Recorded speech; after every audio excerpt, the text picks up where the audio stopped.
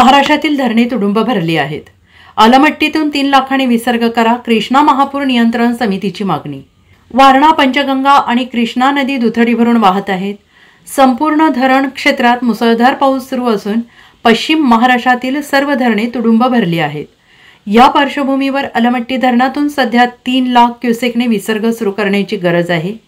या मागणीचे निवेदन मुख्यमंत्री एकनाथ शिंदे, कोल्हापूर आणि सांगली जिल्हाधिकारी, जलसंपदा विभागाला कृष्णा महापूर नियंत्रण समितीतर्फे मागण्यांचे निवेदन दिलेले आहे।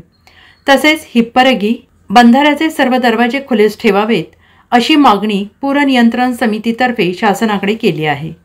कृष्णा महापूर नियंत्रण कृती समितीचे समन्वयक सर्जेराव पाटील आणि सेवानिवृत्त अभियंता विजयकुमार दिवाण म्हणाले, सध्या राजापूरमधून 73,875 क्युसेक विसर्ग सुरू आहे। दूधगंगा, वेदगंगा 19,000 क्युसेक आणि घटप्रभा 35,000 क्युसेक विसर्ग असं सर्व मिळून अलमट्टीमध्ये 1,028 लाख क्युसेक आवक आहे। सध्या अलमट्टी धरणातून 1,25,000 क्युसेक विसर्ग सुरू आहे। धरणाची उंची 519.45 मीटर आहे।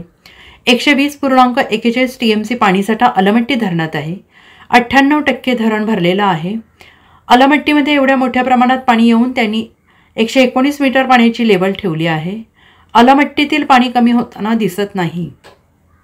सध्याच्या परिस्थितीत अलमट्टीने 3 लाख क्युसेक विसर्ग करणे फार गरजेचे आहे।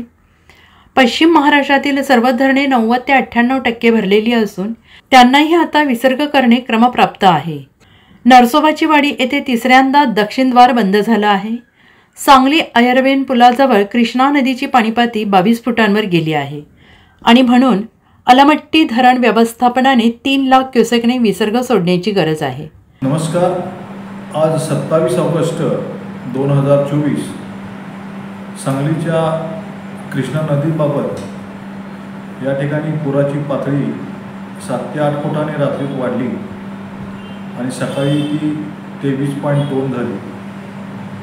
या बाबतीत हवामान खात्याचा अंदाज आणि एकूण पर्जन्यमान पाहता पुढील काही काळात पूर परिस्थिती निर्माण होईल अशी परिस्थिती असतानाच या ठिकाणी राजापूरमधला विसर्ग हा 73,000, दूधगंगा, वेदगंगा 19,000, घटप्रभा येथील 35,000 असा एकूण विसर्ग म्हणजे अलमट्टीमधली आवक 1,28,000 इतकी असून अलमट्टीने जावक 1,25,000 केलेला आहे विसर्ग।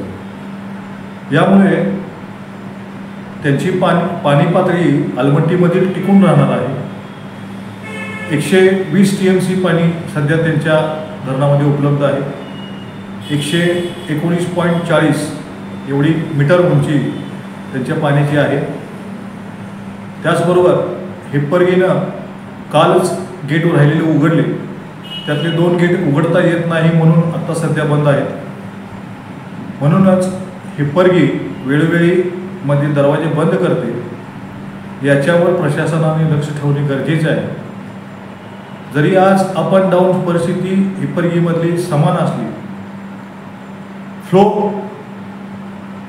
तिथला जरी वाढला असला तरी सांगलीकरांना या ठिकाणी पुराची झळ बसण्याची शक्यता असून सांगली कोल्हापूर जिल्हाधिकारी यांना आम्ही पत्र देऊन सकाळीच विनंती केली आणि त्याचबरोबर पाटबंधारे विभाग यांनी त्या पत्राला पुष्टी दिली आणि अलमट्टीला विसर्ग वाढवण्याबाबत त्यांनी विनंती केली आहे आणि जास्तीत जास्त विसर्ग व्हावा ही आमची मागणी आहे। 3 लाखांनी विसर्ग झाला तर आपल्या इथं पाणी थांबणार नाही, परंतु सध्या पर्जन्यमान पाहता धरणामध्ये सर्व पाणी भरलेलं आहे।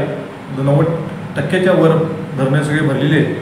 कधीही पुराची परिस्थिती, गंभीर परिस्थिती होऊ शकते। त्यामुळे आम्ही त्यांना आज पत्र देऊन माहिती दिली। त्याचबरोबर त्यांनी लगेच तात्काळ कारवाई करत अलमट्टीला या ठिकाणी विसर्ग वाढवण्याची विनंतीही केलेली आहे। त्यामुळे आता पाहूया पुन्हा काय होते, त्यावरती आपण लक्ष ठेवून आहोत, पण पूर येणार नाही याची आपण सर्वांनी काळजी घेऊया। Bureau report SBN Marathi, Sangli.